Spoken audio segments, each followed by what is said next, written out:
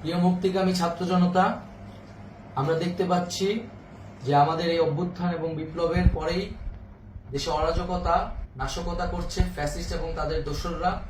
আমরা দেখতে পাচ্ছি যে বিভিন্ন জায়গায় এখন গোলাগুলি চলছে, মন্দিরে হামলা হচ্ছে এবং নাশকতা ও লুটপাট করছে।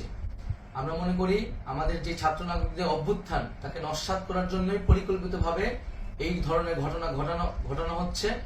আমরা মুক্তিকামী ছাত্র জনতাকে সজাগ এবং সতর্ক থাকতে আহ্বান জানাচ্ছি এবং আমাদের যে অন্তর্বর্তীকালীন সরকার, আমরা সেই সরকারের যে প্রস্তাবনা 24 ঘন্টার সময় নিয়েছিলাম, জরুরি পরিস্থিতি মোতাবেক আমরা এখনই তার একটি রূপরেখা ঘোষণা করছি।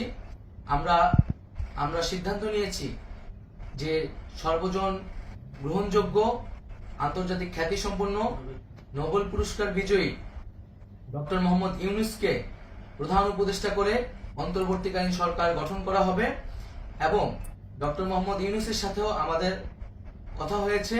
তিনি ছাত্র জনতার আহ্বানে বাংলাদেশকে রক্ষা করতে এই গুরু দায়িত্ব নিতে সম্মত হয়েছে। আমরা সকালের মধ্যেই আমরা এই সরকার গঠনের প্রক্রিয়া দেখতে চাই। রাষ্ট্রপতির কাছে আহ্বান থাকবে যে দ্রুত সময়ের মধ্যে ডক্টর মোহাম্মদ ইউনূসকে প্রধান উপদেষ্টা করে অন্তর্বর্তীকালীন সরকার গঠন করা হোক এবং এই অন্তর্বর্তীকালীন সরকারের বাকি সদস্যদের নামও আমরা সকালের মধ্যে ঘোষণা করব।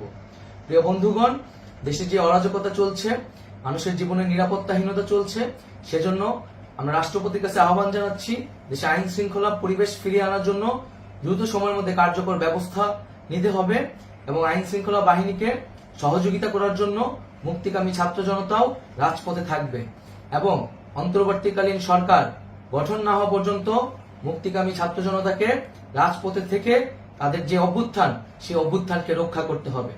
প্রিয় বন্ধুগণ, আমরা রক্ত দিয়েছি, শহীদ হয়েছি। আমাদের যে প্রতিশ্রুতি একটি নতুন বাংলাদেশ গঠন করার জন্য, সেটিকে আমাদের অবশ্যই বাস্তবায়ন করতে হবে এবং অবশ্যই ছাত্র জনতার প্রস্তাবিত সরকার বাদে কোনো ধরনের সরকার কিন্তু মেনে নেওয়া হবে না। আমরা বলেছি কোনো ধরনের সেনা শাসিত সরকার অথবা সেনা সমর্থিত সরকার অথবা এই ফ্যাসিস্টদের দোসরদের কোনো বিটিম সরকার কিন্তু আমরা মেনে নেব না। কোনো গণবিরোধী সরকারকে মেনে নেওয়া হবে না।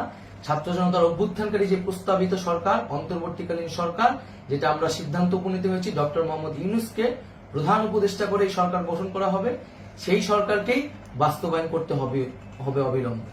আগামীকাল সকাল থেকে সকলকে আহ্বান জানাচ্ছি রাজপথে থাকার জন্য এবং আমাদের যে সাম্প্রদায়িক সম্প্রীতি এবং রাষ্ট্রীয় সম্পদ রক্ষা কমিটির ঘোষণা হয়েছে বৈষম্যবিরোধী ছাত্র আন্দোলনের নেতৃত্বে, সকল পাড়ায় পাড়ায় এলাকায় এলাকায় সেই কমিটি পাহারায় থাকবে। আমাদের সংখ্যালঘু কমিউনিটিকে আমাদের রক্ষা করতে হবে, রাষ্ট্রীয় সম্পদ এবং এই দেশকে রক্ষা করতে হবে আমাদের।